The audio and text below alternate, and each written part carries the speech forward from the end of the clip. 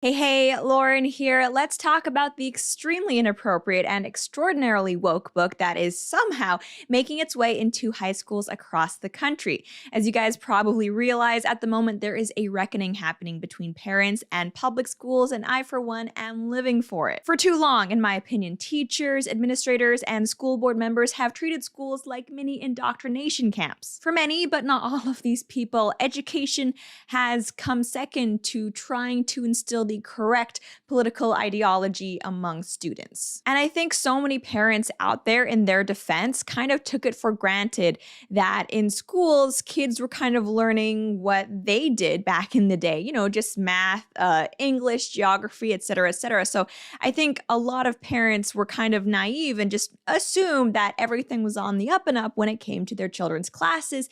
But a lot of that changed when COVID happened. When COVID happened, a lot of schools started doing remote learning. And so instead of going off to the classroom for multiple hours a day, students were instead sitting at home receiving their instruction. And so I think a lot of parents kind of received a rude awakening about what exactly their kids were learning in school. A big eye-opener for a lot of parents out there, as we've seen unfolding in the news, is the fact that, a lot of school curriculum now is racially charged. It's not like it used to be. There's this whole narrative about systemic racism favoring white people that is shoved down so many different students' throats. And not only that, but as we are going to be talking about today, there is just plain a lot of very inappropriate material that has found its way into school lessons or just in general libraries. And not only that, but as we're going to be talking about today, there's also a lot of just very inappropriate and for some reason very sexual content that's made its way, if not into classrooms, then at least into libraries where students of concerningly young ages are free to look at that kind of stuff. And we have more to talk about, but first I do want to say a huge thank you to today's sponsor, Noble Gold. If you've been keeping up with the news, or heck, even if you haven't, a word that you've probably heard a lot lately is tapering. It's a new Fed buzzword, and you may have heard a lot of different explanations as to what it really means, but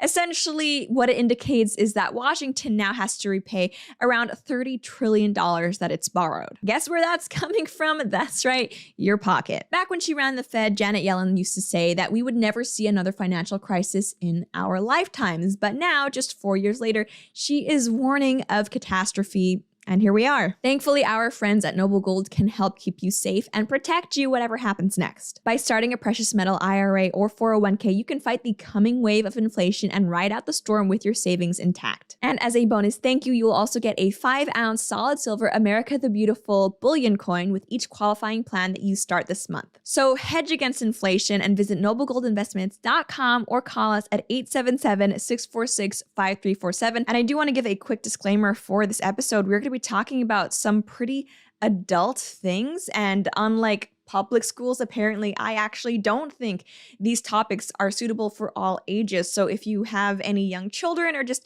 younger people around you, I would suggest putting in earphones, or heck, even if you are just not the type of person who is comfortable with explicit material, click away from this video. I won't be offended, and I will see you next time for something that's a little bit more chilled out. What actually inspired me to make this video was this thread on Twitter by a concerned mother. She writes, "Welcome to Keller ISD," which, by the way, is a school district in Texas, okay? We're not talking about New York or California here. This is happening in Texas. She says, yes, a Texas school where legitimate visual porn, a felony offense, is in one of our libraries. They, referring to another mom, were quick to find the book and pulled it from a student's hands, realizing the severity of distributing porn. And along with this tweet, this woman also included a photo of one of the book's pages. And like I warn you, this is where it gets kind of graphic. We will censor things and maybe blur stuff out as we see necessary. We also want this video to remain on platforms like YouTube and Facebook, but just keep in mind that, for decency's sake, we're gonna try to tone it down in this video, but this stuff uncensored is available to high schoolers, maybe kids as young as like 14 in different schools, which should very much scare you. So this book portrays a sexual encounter in which a biological female is wearing, let's just say, a prosthetic male appendage. And this other person in the book is attempting to fillet said male appendage. The character writes, "This is the visual I'd been picturing, but I can't feel anything. This was much hotter when it was only in my imagination." Yikes, yikes, yikes, yikes, yikes. But if you can believe it, things do get worse. Another tweet in this thread reads, "We have a problem and need help. Our district has a ton of leftist teachers / librarians and counselors who push this plus SEL/CRT. It's literally a district run wild." And with this post, there is unfortunately another image from this same book. The page reads, "For years, my standard method of, let's just say, self-pleasure was stuffing a sock into the front of my pants and manipulating the bulge. This would evolve into hip thrusting while thinking of my latest gay ship. Memorably, I got off once while driving just by rubbing the front of my jeans, imagining getting, let's just say, oral sex." Are you uncomfortable? Because I'm definitely uncomfortable, especially knowing that I have family members who watch my videos. But again, what should be concerning to all of us is the fact that this material is being made available to minors by schools. And a final tweet reads, "We are just moms with proof of CRT/SEL and now this. We are playing whack-a-mole with porn books and CRT and SEL. Don Huffins, you need to hear us and take a stand against this. We moms are waiting for someone to talk about us and our kids. People pay thousands of money in property taxes for this." So a whole bunch of yikes, right? I think the vast majority of us hopefully will look at these images and say, yeah, this is not appropriate for a minor. And those of us who disagree, frankly, I hope you end up on a list someday because you certainly belong on one. But what I did see some people comment in response to this thread is that, yeah, I mean, this book is clearly inappropriate for children, but you don't actually have proof that this is being shown or available in public schools. I mean, for all we know, this is just some person on the internet who has gone to a more adult section of the bookstore, taken some photos, and is now alleging that those crazy leftists are trying to push porn on our kids in schools. You don't have proof that this is part of the school system. Yeah, well, this mom actually did bring receipts. In a follow-up tweet, she actually provided a screenshot of the book, indeed available, it looks like, on what she referred to as the Follett Library app. And this book in question, by the way, is called Genderqueer by Maya Kobabe, or Kobabe, I'm not sure, sorry if I'm mispronouncing that. But once I saw this tweet circulating and gaining some traction, I actually took it upon myself to look up this book, and it turns out that this is not the first time that this book has been found in a public school library. So again, this mom posting on Twitter, she is in Texas, but there's actually reports that this book at least used to be in libraries in Virginia. And guess what? Once parents found out about it, there too, they were pretty upset about it. As ABC News reports, a Northern Virginia school system said it's removing 2 books from school libraries, including an illustrated memoir that contains explicit illustrations of sexual encounters involving children after a parent expressed concern about them at a school board meeting. On Friday, the school system initially said it was conducting a review. Later in the day, it said it was pulling Genderqueer by Maya Kobabe and Lawn Boy by Jonathan Ivizin from circulating pending a more detailed review. And here's the thing, I'm not someone who's in favor of book burning, and I'm not going to go to a publisher, for example, and demand or protest that they stop publishing a book because of its contents or because of who the author is. That's just not my thing. But if you ask me, that's a little bit different than simply expressing concern that a book is being made available to minors. You can be pro-free speech, absolutely, when it comes to what adults are able to read or look at, but that doesn't mean we shouldn't have some standards of appropriateness or content discretion when it comes to high schoolers. And what I think is kind of slimy is that when the publisher of this book, Genderqueer, got wind that this book was being removed from the public library or the high school library, they actually spoke out against the decision. Again, as ABC News writes, Genderqueer publisher Oni Press issued a statement Friday saying that limiting the book's availability is short-sighted and reactionary. Oni Press supports Maya Kobabe for the truth and strength in sharing ear story. And by the way, this author does use ear, em pronouns, which I don't think I'd heard of before, but I mean, I've looked at pictures of the author. It's very clearly like this is a biological woman. They say Oni Press supports Maya Kobabe for the truth and strength in sharing ear story and hope to be a home for others who want to share their own stories with the world. The fact is, Genderqueer is an important, timely piece of of work that serves as an invaluable resource for not only those that identify as non-binary or genderqueer, but for people looking to understand what that means. Look, I get that a publisher wants to sell as many books as possible, but at the same time, that doesn't mean that they can't have integrity when it comes to protecting children from what is obviously obscene material. For example, with this video, I am making it, I'm publishing it, it's good for me if more people watches it, but that still doesn't mean that I want children to watch this video, right? Because I'm not a total piece of crap, and I still think that protecting children's innocence is more important than, I don't know, me getting more views, or in the publisher's cases, selling more books. But wait, again, there is more, because there's always more. A similar thing happened with this same book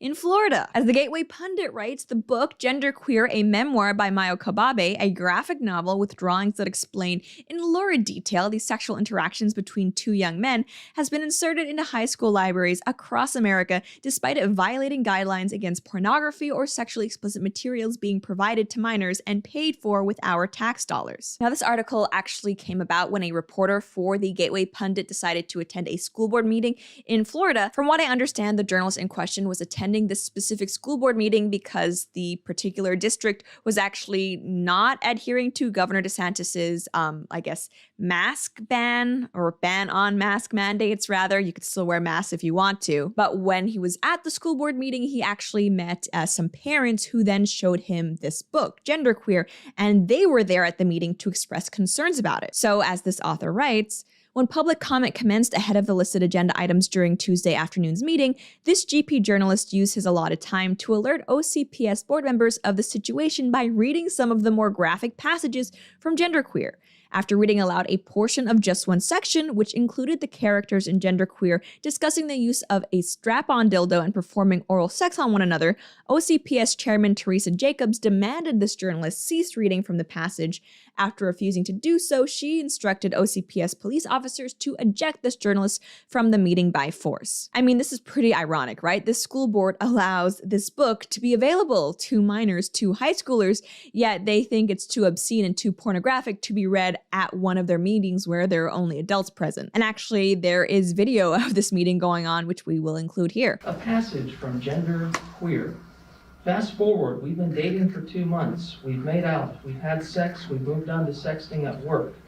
I got a new strap-on harness today. I can't wait to put it on you. It will fit my favorite dildo perfectly. You are going to look so hot.